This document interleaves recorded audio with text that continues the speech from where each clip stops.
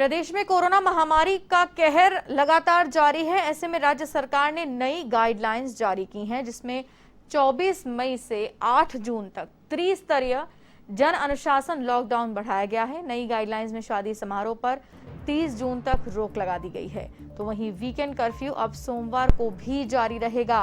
गृह विभाग की ओर से जारी नई गाइडलाइंस में पुरानी पाबंदियों को जारी रखा गया है, जबकि मनरेगा के काम शुरू करने को लेकर ग्रामीण विकास विभाग अलग से आदेश जारी करेगा। आपको बता दें कि त्रिस्तरीय जन अनुशासन लॉकडाउन लागू हो चुका है। 24 मई से 8 जून तक लागू रहेगा। और इसी खबर पर विस्तार से चर्चा करेंगे। एवं संवाददाता दिनेश कसाना के साथ फोनलाइन पर हमारे साथ मौजूद हैं। दिनेश, विस्तार से बताएं हमारे दर्शकों को कि जो ये नई गाइडलाइंस जारी की गई हैं, इनमें अब जनता को किन किन बातों का ध्यान रखना होगा। देखिए भारती, कोरोना संक्रमण की जो चेन है उसको किस तरह से तोड़ा जा सकता है, इसके लिए सरकार ने कुछ अहम फैसले लिए हैं। रेड अलर्ट जन अनुशासन पखवाड़ा फिलहाल चल रहा है और उसकी अवधि को बढ़ाया गया है। एक पखवाड़ा और बढ़ा दिया गया है, क्योंकि आज समाप्त हो रही थी अवधि। रेड अलर्ट जन अनुशासन पखवाड़ा आज तक लागू था 24 मई तक। तो ऐसे में जिस तरह से संक्रमण की चेन को तोड़ने में सरकार सफल रही है, कुछ हद तक जो पॉजिटिव केसेज हैं वो कम हुए हैं। तो ऐसे में किस तरह से और सख्ती बढ़ती जाए, इस दिशा में मुख्यमंत्री अशोक गहलोत ने मंत्रिपरिषद के सदस्यों के साथ और कोर ग्रुप के जो अधिकारी हैं, विशेषज्ञ हैं, उनके साथ चर्चा की और निष्कर्ष यही निकला, सबकी ओर से यही सुझाव दिया गया कि जिस तरह से पिछले दिनों सरकार ने सख्ती बरती, उस सख्ती के बाद लगातार पॉजिटिव केसेज कम हुए हैं। तो ऐसे में इस सख्ती को बरकरार रखा जाए ताकि इस संक्रमण की चेन को तोड़ा जा सके। तो सरकार ने नई गाइडलाइन जारी की है गृह विभाग की ओर से, और गृह विभाग की इस गाइडलाइन में कुछ रियायतें भी दी गई हैं और उसके साथ ही कुछ सख्ती भी बढ़ाई गई है। तो ऐसे में 8 जून सुबह 5 बजे तक के लिए ये रेड अलर्ट जन अनुशासन पखवाड़ा है, इसकी अवधि को एक पखवाड़ा और बढ़ा दिया गया है। तो इस तरह से सरकार की जो गृह विभाग की गाइडलाइन है उसमें 30 जून तक विवाह समारोह स्थगित करने की सलाह दी गई है। इसके साथ ही जो विवाह होंगे, समारोह नहीं हो पाएंगे, विवाह होंगे तो वो या कोर्ट मैरिज हो सकते हैं या फिर 10 लोगों के साथ विवाह कर सकते हैं। तो ऐसे में 15 दिन का जो ये लॉकडाउन बढ़ाया गया है, इसमें किस तरह की रियायतें भी दी गई हैं और कुछ सख्ती भी बरती गई है। इसके साथ ही मास्क पर जो जुर्माना राशि थी उसको बढ़ा दिया गया है। अब मास्क नहीं लगाने वालों को 1000 रुपए जुर्माना देना होगा। इसके साथ ही जो वीकेंड कर्फ्यू होता है उसकी अवधि को भी बढ़ाया गया है। 3 दिन का वीकेंड कर्फ्यू रहेगा। शुक्रवार शाम से मंगलवार सुबह 5 बजे तक का ये वीकेंड कर्फ्यू रहेगा। तो इस तरह से दूध, सब्जी और किराना की दुकानें हैं वो जिस तरह से सरकार की गाइडलाइन के अनुसार समय दिया गया है वो खुल सकेंगी। इसके साथ ही ऑप्टिकल की दुकानें हैं वो खुल सकेंगी। ई मित्र की दुकानें हैं वो शाम 4 बजे तक खुल सकेंगी। सरकारी कार्यालय जिनको अनुमति किया गया है वो भी शाम 4 बजे तक खुल सकेंगे। सरकार की इस गाइडलाइन का मकसद यही है कि किसी भी तरह से संक्रमण की चेन को तोड़ा जा सके और जिस तरह से सब कुछ पिछले लॉकडाउन के लगातार जिस तरह से लॉकडाउन जारी है उसमें सरकार को जो सफलता मिली है, संक्रमण लगातार कम हो रहा है, पॉजिटिव केसेस कम हो रहे हैं। तो इस शक्ति के द्वारा किस तरह से इस संक्रमण की चेन को तोड़ा जा सके ताकि इस कोरोना पर पार पाया जा सके। दिनेश, श्रमिकों के पलायन को लेकर क्या कुछ अपडेट है इन गाइडलाइंस में, वो भी बताएं।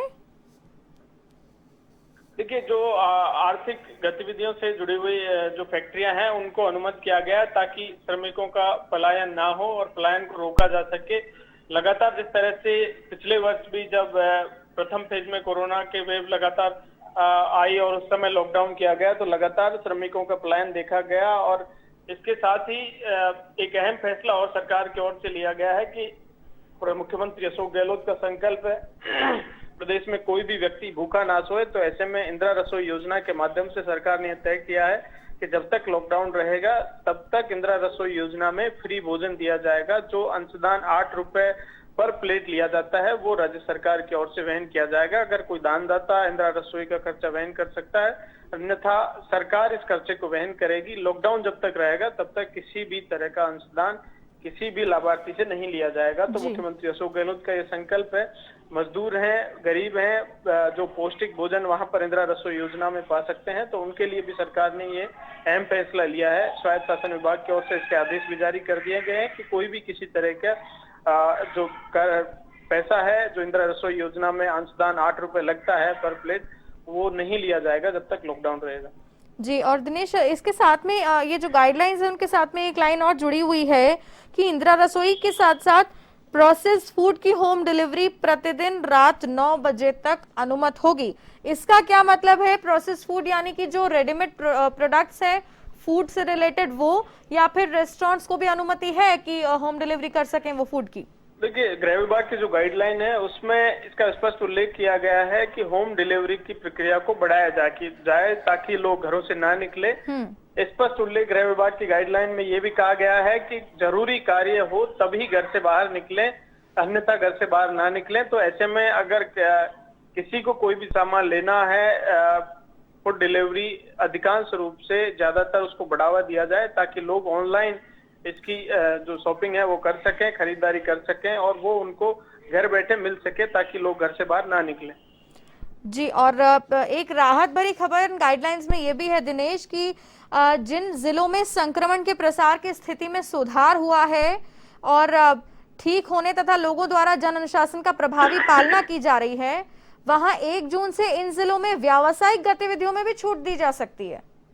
देखिए, ये सरकार जैसे संक्रमण की जिस तरह की स्थिति है उसके अनुसार फैसले लेगी, लेकिन त्रिस्तरीय जो लॉकडाउन लागू किया गया है सरकार की ओर से, उसमें एक राज्य से दूसरे राज्य में बाहर से आने वाले जो लोग हैं उनको भी बंद किया गया है। इसके साथ ही जो अगर कोई बाहर से आ रहा है दूसरे राज्य से, तो उसको 72 घंटे के अंदर नेगेटिव जो कोविड RT-PCR रिपोर्ट है वो नेगेटिव लानी होगी। एक जिले से दूसरे जिले में जाने पर भी प्रतिबंध है।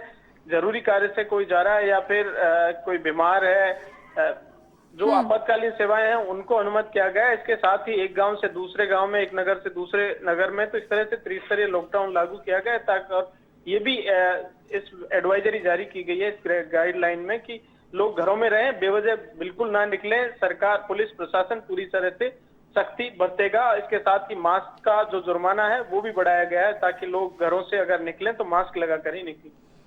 जी दिनेश, तमाम जानकारी के लिए आपका बहुत बहुत धन्यवाद। तो ये थे एवन संवाददाता दिनेश कसाना हमारे साथ फोन लाइन पर जुड़े हुए थे, जिन्होंने विस्तार से इन गाइडलाइंस को सभी दर्शकों के सामने रखा।